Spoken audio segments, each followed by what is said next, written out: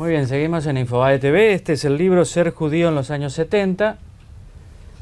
Los autores están con nosotros, el rabino Daniel Goldman y el periodista Hernán Dobry. Muchas gracias por estar con nosotros. Placer. Gracias. ¿Cuál es la tesis fundamental del libro respecto de los judíos y la dictadura? ¿Ustedes creen que los militares perseguían a los vamos judíos? A manejar dos tesis, ¿no? Una, aquella que tiene que ver con cómo fue el comportamiento del gobierno militar, y otra, qué pasó internamente, ¿no?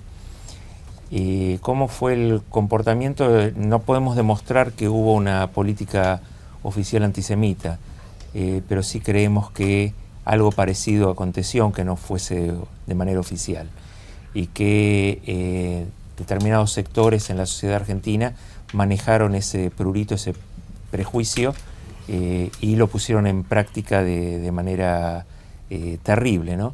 Hay un elemento que a nosotros siempre nos llama la atención, es el hecho de que, siendo la comunidad judía el 0,4% de la población general,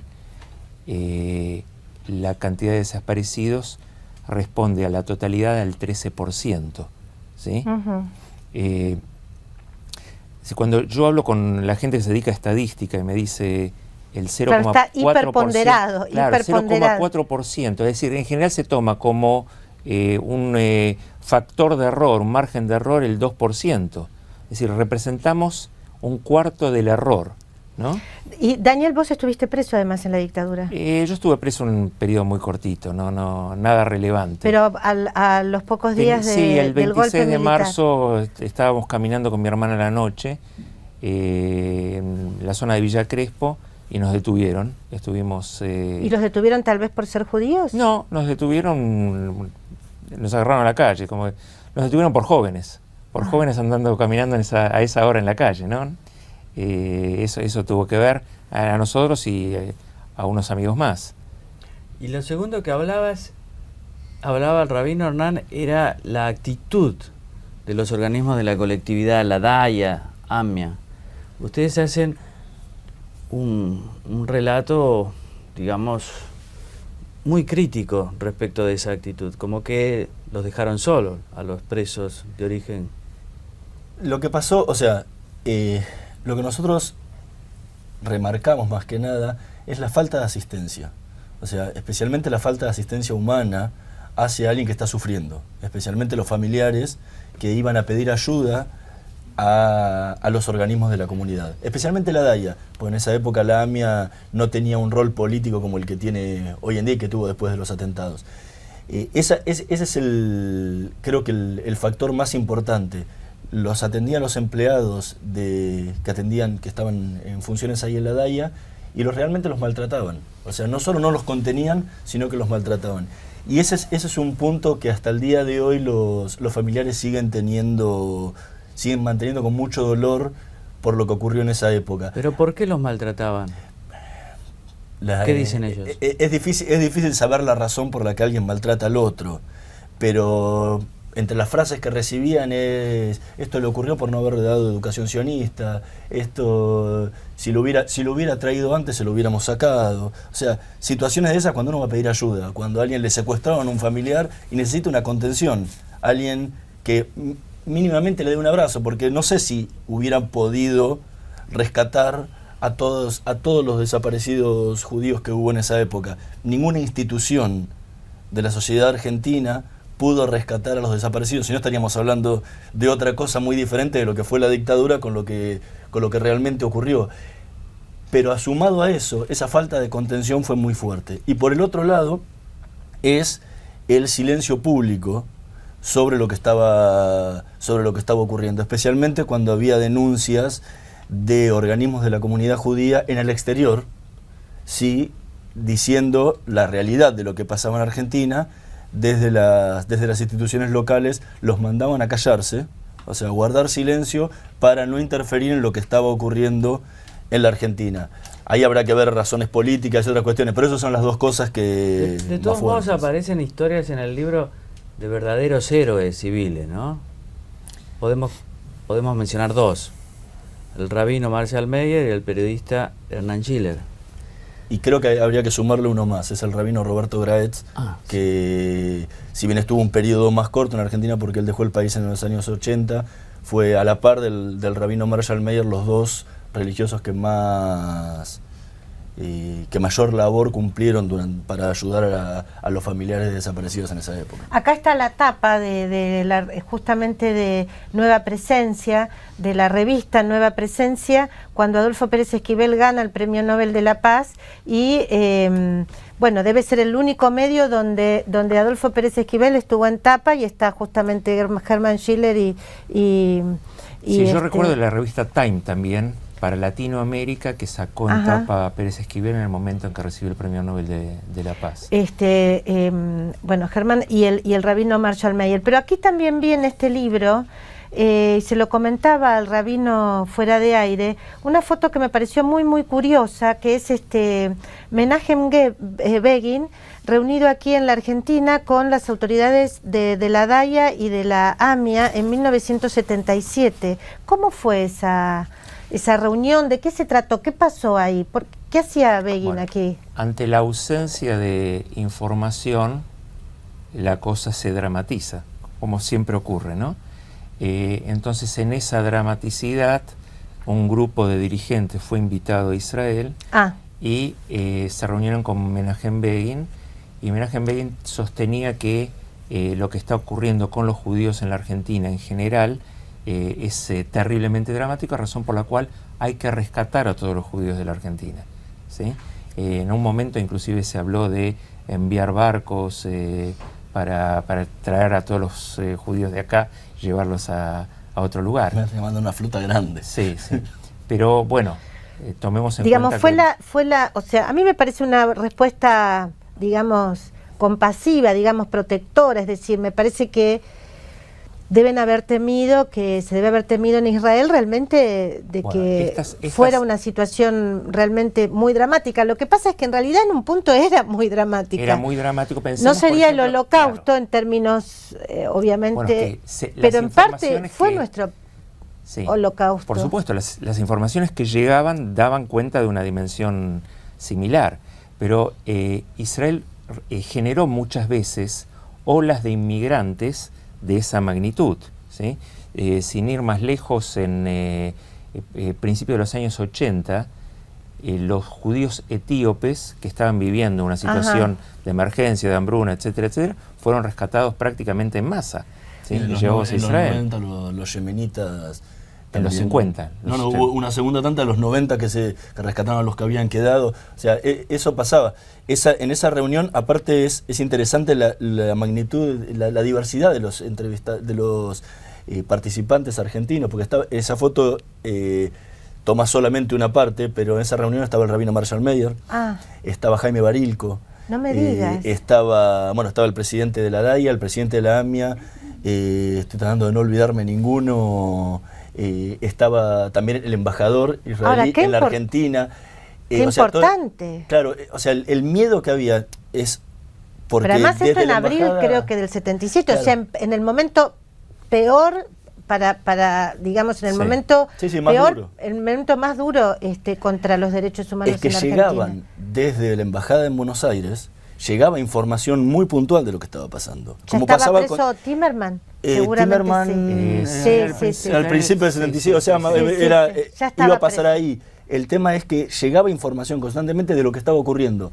No se olvides que la embajada israelí tenía muy buen contacto con la embajada estadounidense, claro, en muchas cosas. En el caso Timerman, por ejemplo, trabajaron en conjunto. Entonces, el intercambio de información entre los cuerpos diplomáticos era muy grande. Y a Israel llegaba mucho de lo que pasaba, llegaba de lo que pasaba con los judíos que estaban desaparecidos. Se sabía el antisemitismo que sufrían los detenidos. Solamente que leer los cables, Leonardo Seckman, un investigador argentino que vive en Israel hace muchos años, escribió justamente un libro en base a los cables israelíes hacia israelíes que llegaban a Jerusalén, y eso alertó a las autoridades israelíes. Por ahí sobredimensionaron la situación pensando que podía llegar a haber una persecución directa contra comunidad.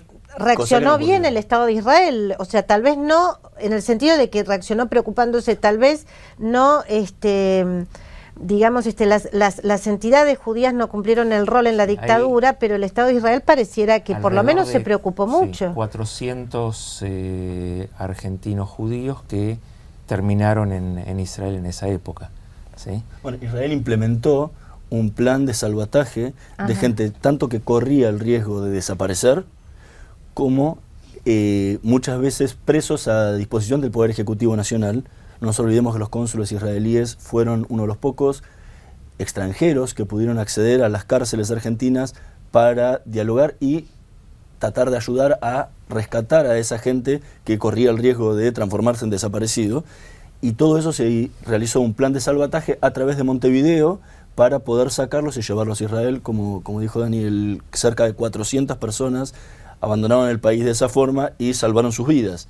Entonces, sí, y eso empezó a pasar desde el comienzo mismo de la dictadura. O sea, que ellos estaban enterados de lo que pasaba, ni estaban trabajando, solo que lo hacían en silencio. O sea, no eran denuncias públicas que salían en todos los diarios, sino que se trabajaba en silencio para tratar de salvar la mayor cantidad de vidas posibles, y fue realmente lo que ocurrió, porque fue uno de los países que mayor cantidad de gente logró sacar de la Argentina, pese al tamaño y al peso político internacional que puede llegar a tener Israel en comparación con las grandes potencias. Mirá qué Sí, interesante. de todos modos se contrasta mucho con la actitud de los dirigentes de la colectividad, Sí, ¿verdad? por supuesto. Mira, pero me parece que lo que hay que rescatar, y por ahí para ponerlo en presente, es que lo que nosotros sostenemos como una tercera tesis vinculada con la segunda, de lo interno, ¿no? Es que el trato a los familiares que hoy se les brinda, a los familiares de la AMIA, ¿sí?, que hoy se les brinda, no es muy diferente al que se les brindaba en la época de la dictadura, ¿no? Y el concepto, la idea de comunidad implica un lugar de cobijo, un lugar de contención, ¿sí?, un lugar de acompañamiento. En aquella época llegó a decirse, ¿sí?, en la época de la dictadura, que la comunidad judía no era un consultorio terapéutico, ¿no?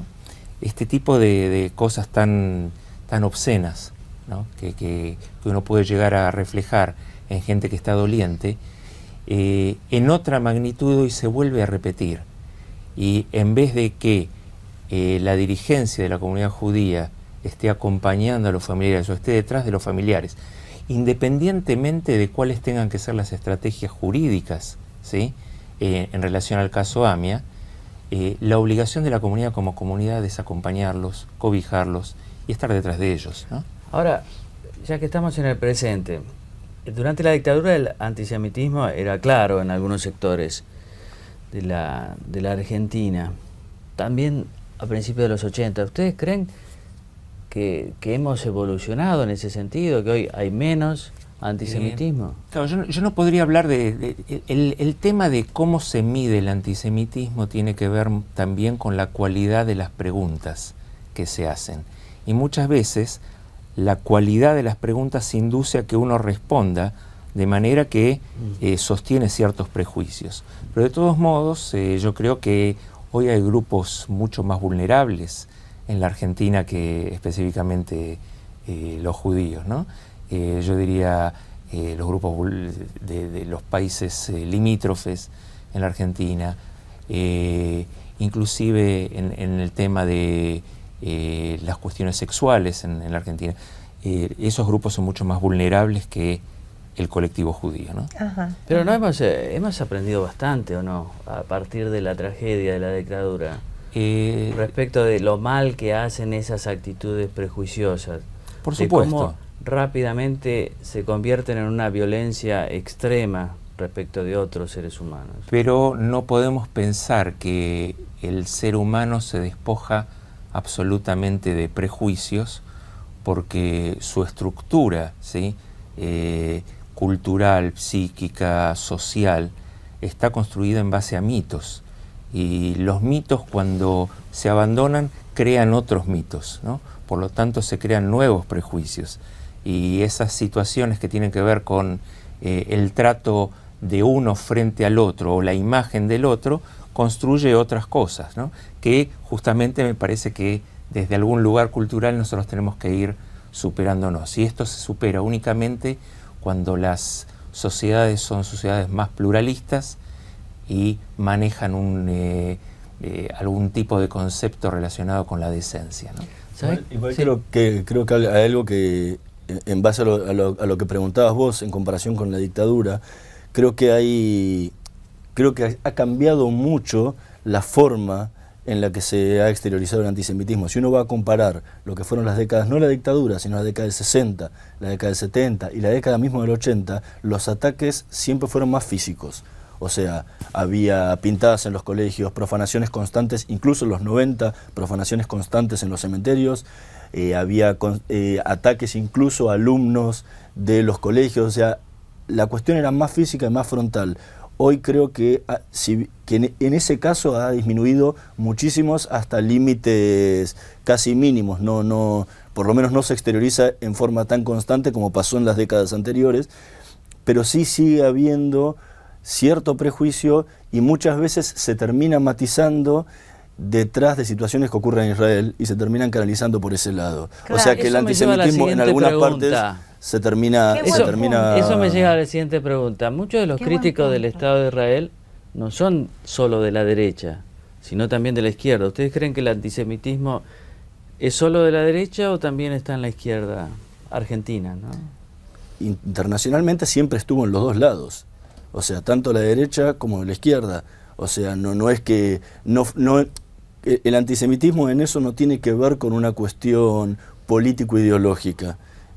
Se ha exteriorizado tanto la Unión Soviética como la Alemania nazi, en forma diferente, pero siempre se ha matizado de alguna forma en contra de los judíos. Ahora, hay partes que hoy se canalizan a través del antiisraelismo o el antisionismo, por llamarlo de alguna forma, porque el antisemitismo abierto en eso puede ser políticamente incorrecto, por ejemplo, en muchos países de Europa. Pero pongámoslo en otra dimensión, perdón, que yo creo... sí. Luis Delia, ¿es un caso y yo creo que sí. de antiisraelismo, antisionismo? ¿Dónde está puesto el límite? Uno puede criticar las políticas del gobierno de Israel, ¿sí? Uno tiene derecho. Ahora, el límite está puesto en cuestionar la existencia del Estado de Israel. Cuando uno cuestiona la existencia del Estado de Israel, ahí pasa el límite de antisemitismo.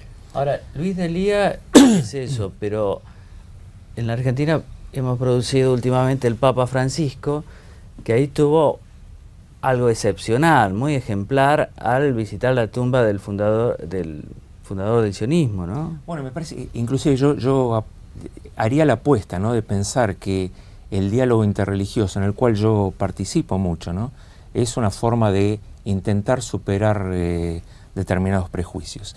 Que hoy podamos, con ciertas personas de la Iglesia Católica que son significativas y del centro islámico o dirigentes islámicos, tener una relación de amistad, inclusive de haber compartido un viaje hace poco tiempo atrás, o el Papa mismo abrazándose con un rabino y con un dirigente islámico, y que eso haya sido una figura muy fuerte, eso justamente baja una cantidad de prejuicios y ayuda a que comprendamos que los seres humanos tenemos muchas diferencias y podemos respetar nuestras diferencias y compartir nuestras coincidencias. El libro se llama Ser judío en los años 70. ¿Y qué es ser judío hoy en la Argentina, Hernán? Ser judío hoy en la Argentina es... O sea, no creo que sea algo diferente a ser argentino en toda su totalidad. No creo que haya una diferencia entre ser judío y ser argentino. Creo que en eso es básico. Pero en otra época sí lo era. Te enriquece bastante igual. O sea, ustedes tienen cosas que son enriquecedoras para la comunidad nacional, digamos, para todo. Sí, pero no vuelvo a lo mismo. Hoy ser judío y ser argentino es exactamente lo mismo, aunque cierto senador no crea que sea exactamente igual. Me acuerdo, esa frase la podés repetir si querés, porque es una frase... Bueno, sí, cuando habló del atentado a la AMIA, que dijo que habían muerto argentinos y argentinos judíos. O sea, eso es lo que quiero, claro. En eso es lo que quiero puntualizar. El judío no tiene una diferenciación hoy en día con el argentino, y no la tuvo nunca, pero creo que hoy es menos marcada esa cuestión de diferenciar qué es ser judío y qué es ser argentino. Es exactamente, Yo creo está que exactamente hay de todos modos arraigado. valores que enriquecen, digamos, Sí, que los yo tienen creo que ustedes, aparte de la todos cultura. Todos los grupos en un país en donde hay un mosaico de identidades entregan parte de su identidad para compartirla con los otros, y este país que ha tenido una gran inmigración ha permitido de algún modo esta forma de encuentro. Y hoy tenemos que hablar de la idea de multiculturalidad, ¿no? En donde uno no puede decir hasta acá termina mi identidad judía y comienza otra identidad. Somos individuos que tenemos muchas identidades, desde nuestra fe, desde nuestra pertenencia, desde nuestras profesiones, de nuestros hábitos, de nuestras elecciones. Así que me parece que desde ahí uno tiene que hablar en otros lenguajes, ¿no? Y más sumado a la diversidad que tiene la comunidad judía, porque es común tomar como la comunidad judía como un ente único. Eso hablábamos. Y central. La comunidad judía, y hay siempre una broma que decimos dentro de la comunidad, que es, hay 2 judíos, hay 3 opiniones. O sea, que hablar solamente de la comunidad judía es muy difícil, porque primero los judíos que han llegado a la Argentina vienen de muchísimas partes del mundo totalmente diferentes culturalmente, incluso dentro de la propia comunidad. Entonces eso hace que la cantidad de aportes a la sociedad argentina hayan sido muchísimos, de la misma forma que lo ha hecho la inmigración en general Sí, claro. a la Argentina. Usted es de Betel, ¿verdad? Sí, hay una definición de comunidad que tomamos, que es la más usual, de común unidad, tenemos cosas en común. Hay un filósofo italiano que se llama Roberto Espósito, que él desarrolló otra idea que me parece muy interesante, que dice: la idea de comunidad proviene de la palabra munus. Munus quiere decir debate, ¿sí? Es decir, ¿qué es una comunidad? Un espacio que debate sobre su propia identidad y sobre lo que acontece alrededor de sí. Si no hay debate, no hay comunidad. Y la comunidad judía tiene mucho de eso, ¿no? De ese debate, de ese sentido de juntarnos alrededor de un texto y debatirlo. Y el texto puede ser aquel contexto que nos toca vivir, o el texto puede ser simplemente un libro que proviene de nuestras fuentes y que refleja nuestra propia realidad. Muy bien, muchas gracias. Muy Me enriquecedor. dicen que el rabino ejerce una gran capacidad de liderazgo, creo que lo ha demostrado aquí en la esta comunidad nota. Bueno, muchas gracias. La comunidad suya es Betel. Betel, la comunidad de Betel, que es la mayor comunidad liberal religiosa de América Latina. Muy bien. Muchas gracias por haber estado con nosotros. Gracias. Le vamos a pedir, rabino, a Hernán Dobry que nos acompañe en el próximo bloque para hablar del tema del momento, que es la puja, la disputa con los llamados fondos buitres. Pero vamos a una pausa y volvemos enseguida.